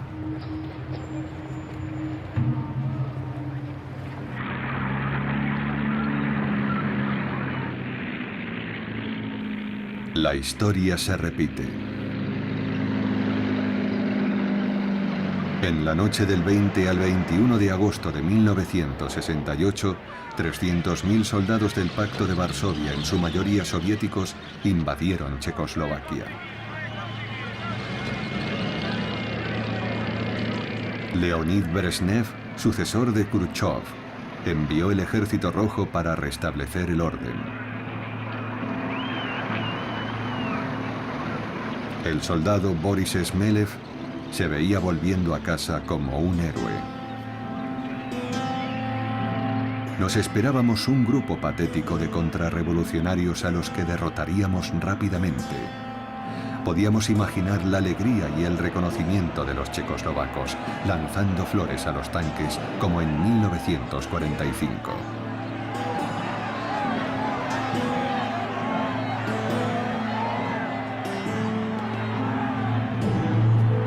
Los soldados ignoraban que los checos respaldasen mayoritariamente las reformas de Dubček. No entendían nada. Los rostros de la gente en las calles se endurecieron, recuerda el soldado Smelev. ¿Qué estáis haciendo aquí?, nos preguntaron mientras examinaban nuestros equipos. Vencer la contrarrevolución. Pero fijaos bien, vivimos felices. No hay ninguna contrarrevolución. El diálogo de sordos se repetía en cada cruce, con cada tanque.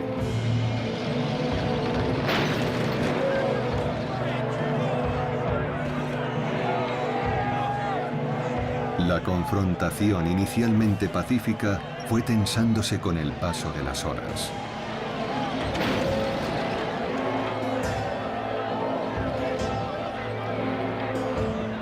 Los manifestantes se apostaron frente al edificio de la radio pública, que seguía denunciando la invasión.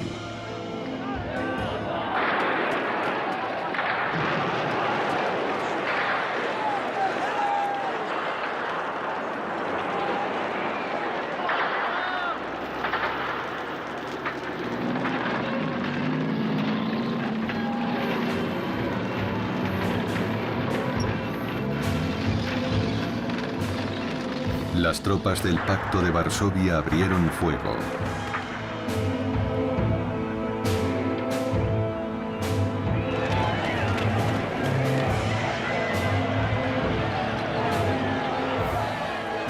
Lejos de calmar los ánimos, el golpe de fuerza acentuó la determinación de los habitantes de Praga, que taparon con pintura blanca los nombres de las calles para desorientar a los invasores.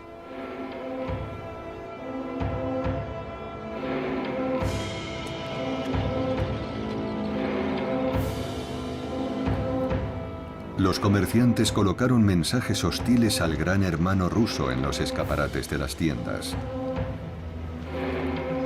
Las tiendas de alimentación se negaron a vender comida a los soldados extranjeros. El alto mando soviético estaba convencido de que la población checoslovaca los alimentaría. No habían previsto nada para su abastecimiento.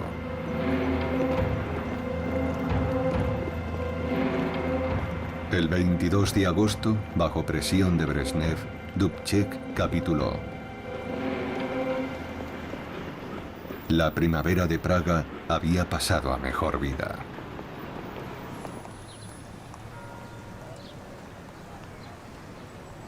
Pero Moscú mantuvo sus tropas en suelo checoslovaco.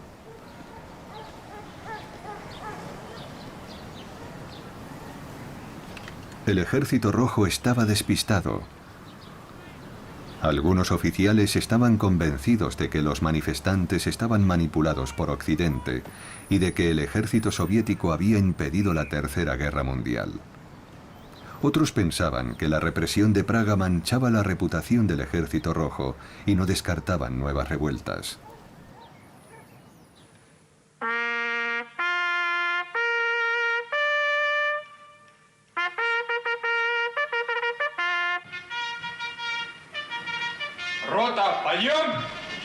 Las preguntas de los oficiales eran el reflejo del desconcierto de los soldados. La investigación y el desarrollo del arsenal militar absorbían una parte cada vez más importante del presupuesto de defensa, en detrimento de sus condiciones de vida. En los cuarteles abarrotados, cada soldado disponía de menos de 2 metros cuadrados para uso personal, cama incluida. La cantina era una constante decepción. Raciones muy pequeñas y nada de productos frescos. Extinción de incendios. A la hoguera antes de que se apague. El acoso era el pan nuestro de cada día de los jóvenes reclutas. El director Alexei Kaniutin lo contó en un apasionante documental. ¡No la apagues! Janostev, ¿no te han enseñado a desnudarte deprisa? Veo que tú... Cuidado. ¿No puedes darte más prisa? En posición. Tienes 5 segundos. Vale. ¿Entendido? Corre a toda velocidad. Hasta la armería. ¿A dónde? ¿Lo pillas? Allí, joder. Donde os dan por detrás. En posición. 5 segundos. 1, 2, 3, 4, 5. Vuelve. Imbécil.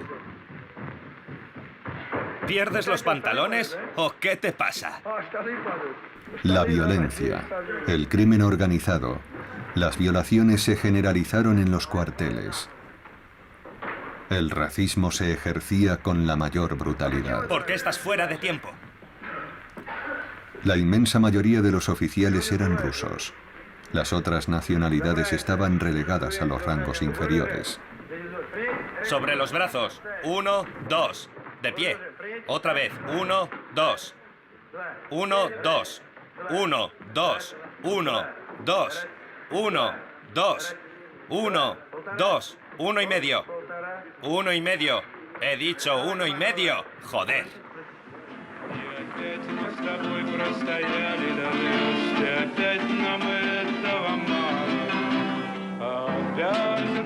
El Ejército Rojo se convirtió en algo que provocaba rechazo. Los que tenían más estudios intentaban por todos los medios posibles evitar el servicio militar obligatorio.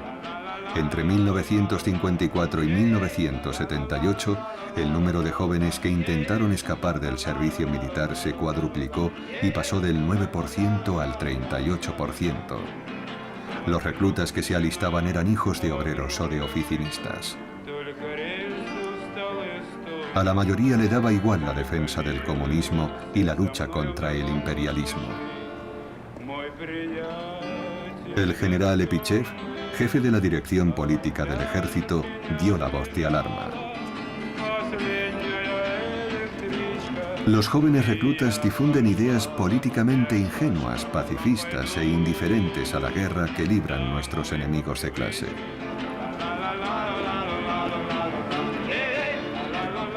Los ideales de la revolución bolchevique y de la gran guerra patriótica quedaban muy lejos.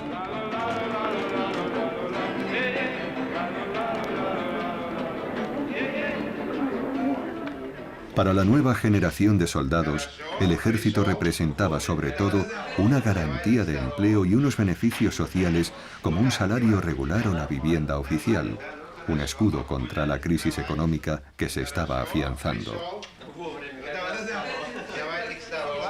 Pero a finales de la década de 1970, la crisis afgana hizo que el Ejército Rojo levantase cabeza.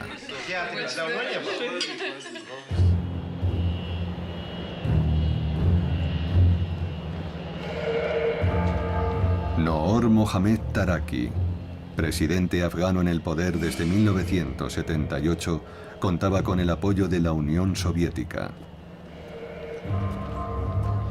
El 14 de septiembre de 1979 fue eliminado por el primer ministro que quería distanciarse de Moscú.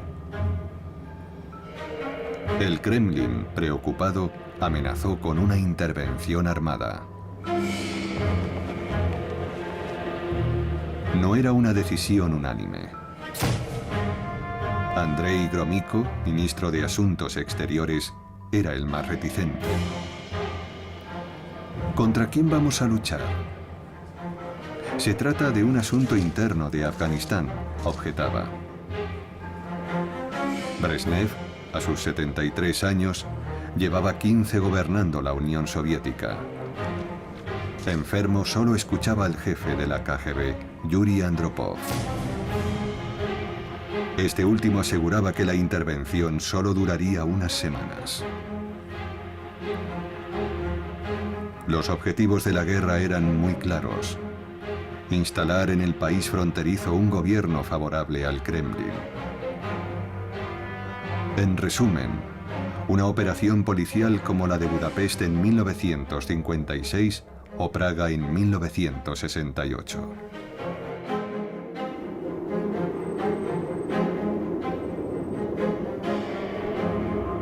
El 24 de diciembre de 1979, las dos primeras divisiones aerotransportadas de la Operación Praga aterrizaron en Kabul. Ejecutaron al autoproclamado presidente y tomaron el control de los aeropuertos del país. A los 3 días, 20.000 hombres equipados con armamento pesado tomaron Kabul y otras ciudades afganas.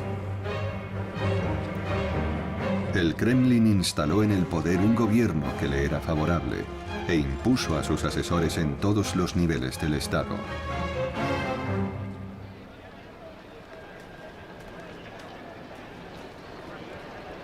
El 1 de enero de 1980, 55.000 soldados soviéticos acamparon en el país. 3 meses más tarde, eran 85.000.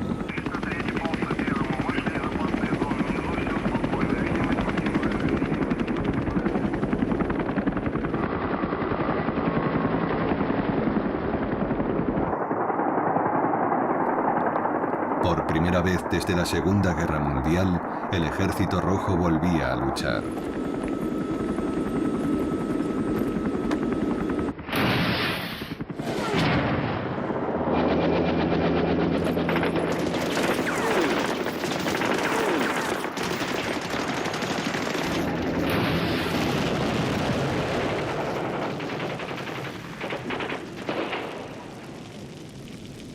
Al principio todo iba según lo planeado.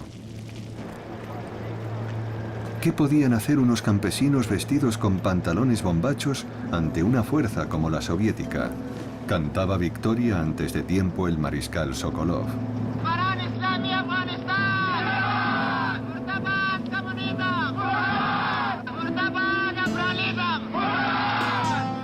No contaban con la determinación de los combatientes afganos ni con la debilidad moral de los soldados del Ejército Rojo. La invasión soviética provocó una oleada de patriotismo y un renacer de la religiosidad entre la población. Los soviéticos eran vistos como el invasor ateo, que intentaba imponer su fe infiel por la fuerza en tierra musulmana. Para hacerles frente crearon grupos de combatientes. A diferencia de los invasores, los muyahidines conocen las rutas escarpadas, los valles profundos, cada pueblo de su región por pequeño que sea. Lideraban una guerrilla eficaz, alimentada por el suministro de armas americanas y saudíes. Los carros blindados soviéticos resultaban poco eficaces frente a las emboscadas y el hostigamiento. El Ejército Rojo perdía terreno.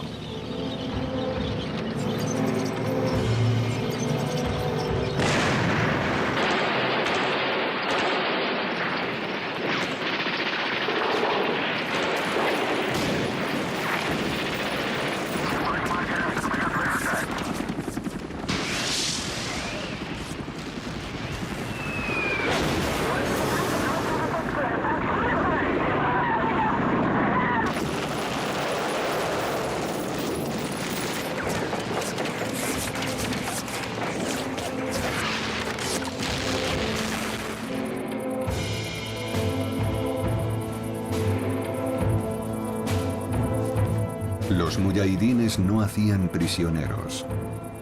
Las torturas y las ejecuciones que les tenían reservadas horrorizaron a los soldados soviéticos.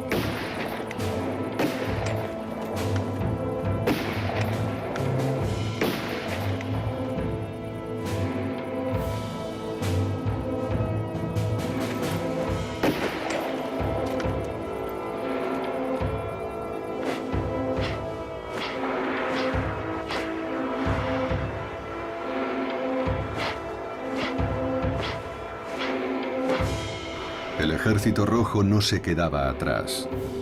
Cada vez eran más frecuentes los saqueos y las violaciones. Aldeas enteras quedaron reducidas a cenizas.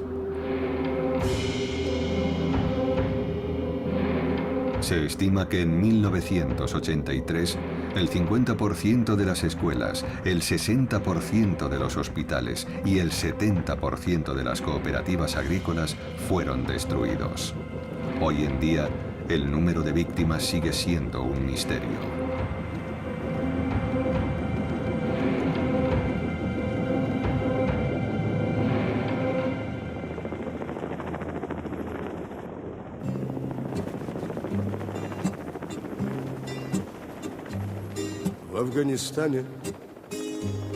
Los soldados como Evgeny Koltenikov empezaban a tener dudas. Fui yo quien pidió en la oficina de reclutamiento que me enviaran a Afganistán. En las sesiones de entrenamiento político nos hablaban de hazañas militares y actos de valentía. Odio haber sido tan crédulo.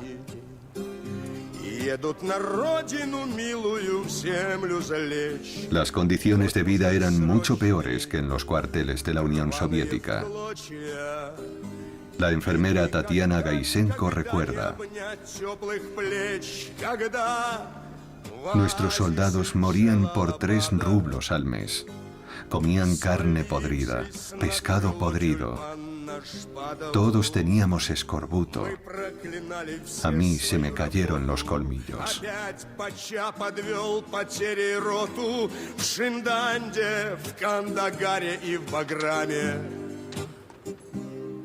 Intimidación, explotación violenta de los jóvenes reclutas por los soldados veteranos. Todos los fallos del Ejército Rojo se agravaron en Afganistán.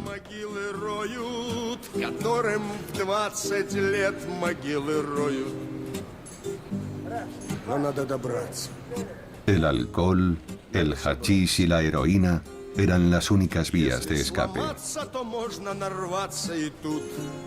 Les daba fuerzas, les liberaba de todo, narra la enfermera Tatiana Gaisenko. En ese estado era más fácil matar. No se sentía odio ni piedad. Era más fácil morir.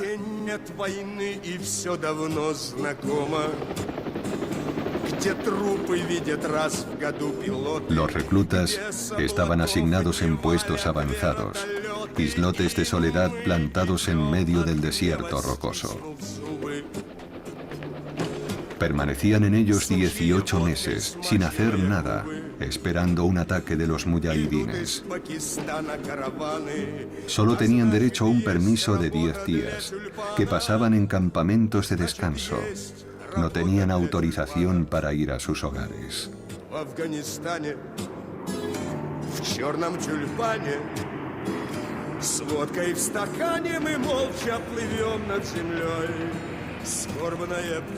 Al final de su servicio, los reclutas como Evgeny Kotelnikov recibían una fuerte advertencia sobre lo que podían o no decir en público. No se permite hablar de los muertos porque somos un ejército grande y poderoso. No disparamos, ni bombardeamos, ni envenenamos. Somos un ejército grande, poderoso y moralmente sano.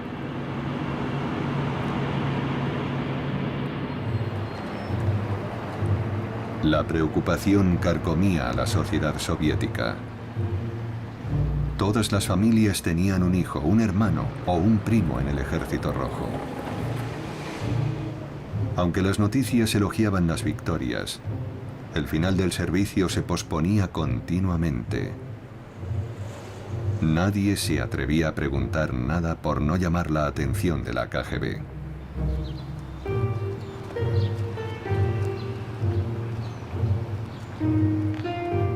Las familias permanecían en una incertidumbre que el Estado mantenía hábilmente. La enfermera militar Tatiana Gaisenko recuerda: ni siquiera podíamos escribir la verdad en el certificado de defunción. Cuando los chicos pisaban una mina escribíamos: fallecido en un accidente de tráfico o fallecido por intoxicación alimentaria. En un cementerio a las afueras de Minsk, un padre se lamentaba indignado: yo quería poner en la lápida de mi hijo muerto en Afganistán, pero nos lo prohibieron. Pagamos al sepulturero para que añadiese RDA por República Democrática de Afganistán. Por esas 3 letras me convocaron regularmente durante un año.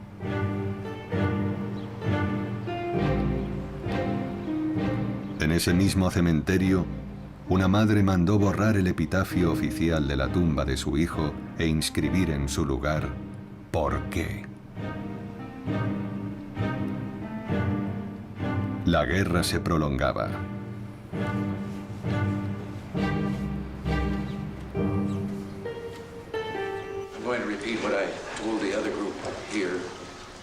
En 1984, el apoyo del presidente estadounidense Ronald Reagan a los muyahidines alcanzó los $280 millones.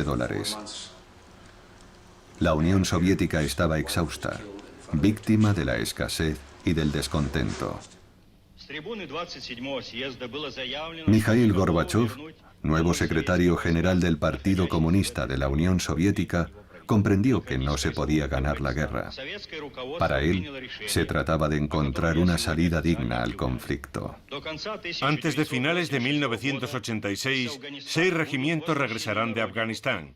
Un regimiento blindado, 2 de infantería motorizada y 3 de defensa antiaérea con armas y material. Mientras los primeros regimientos de Afganistán eran repatriados, 500 familias de soldados exigían noticias de sus hijos. La creación del Comité de Madres de Soldados estremeció al poder. Bajo la Glasnost que inició Gorbachev, ya no se aplicaba la censura. Fue el comienzo de la gran exposición. Miren las fotos. Deberían llamar su atención, asustarles. Son unos niños. Desertaron para salvar su pellejo. Y no es nada nuevo. Y ustedes dicen que son unos criminales. El silencio del Estado, los errores estratégicos, los maltratos, el racismo, las violaciones. Todo lo que corrompía al ejército salió a la luz pública. Sufrieron agresiones, violaciones en su regimiento. Huyeron en busca de ayuda, pero los cogieron, los devolvieron a sus regimientos sin ni siquiera molestarse en realizarles un examen médico. Miren las fotos. Fascistas, sois peores que los alemanes. Torturadores. No les deis vuestros hijos. No tendréis a mi otro hijo. Dejadles vivir.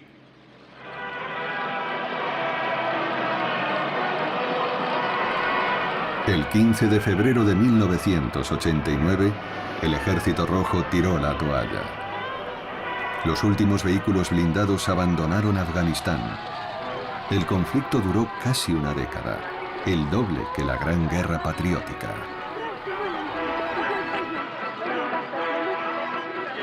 Sentimos nostalgia. Claro, ¿quién te espera en casa?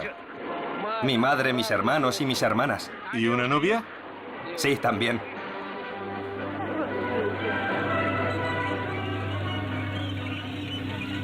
Y la historia se aceleró.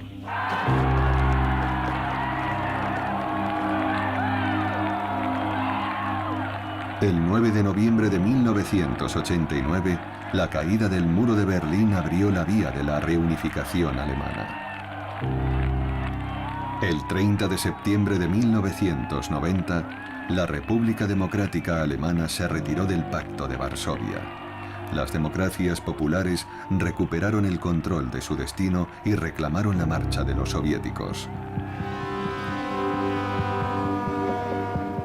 Más de 650.000 militares volvieron con sus familias a la Unión Soviética.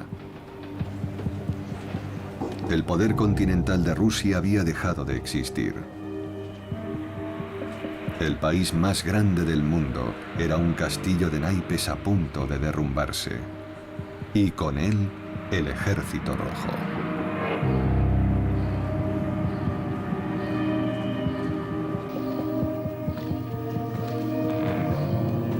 Gorbachov intentó salvar lo que se pudiese salvar, pero ya era demasiado tarde.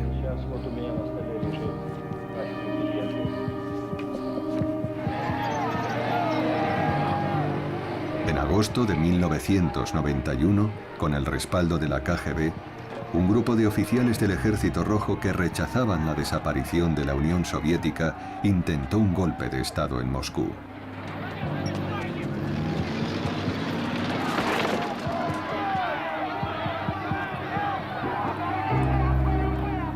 Esta vez no era en Praga ni en Budapest, donde los tanques se enfrentaban a la población, sino en la mismísima capital de Rusia.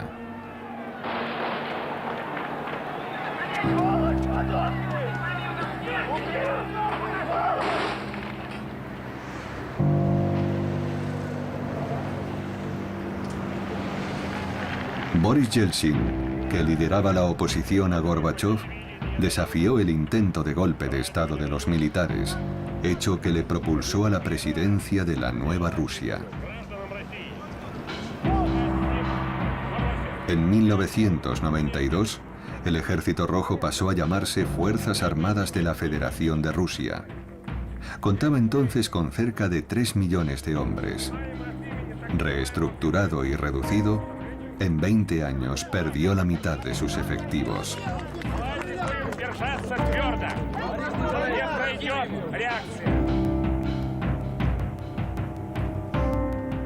Vladimir Putin, que asumió el poder el 26 de marzo de 2000, continuó con las transformaciones iniciadas por su predecesor.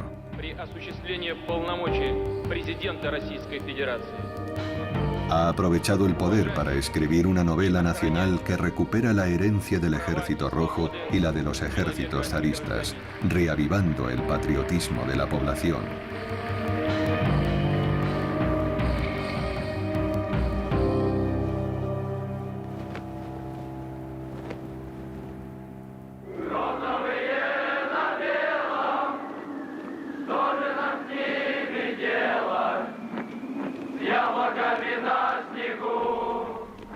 Con la modernidad postsoviética, desapareció el Ejército Rojo. Pero no ha impedido que su recuerdo se haya mantenido en el tiempo, convirtiéndose en todo un mito. Aún son muchos los que hablan del heroísmo del pueblo y del destino de la nación, de la Rusia eterna que, pese a todo, ha sobrevivido a las tragedias de la historia.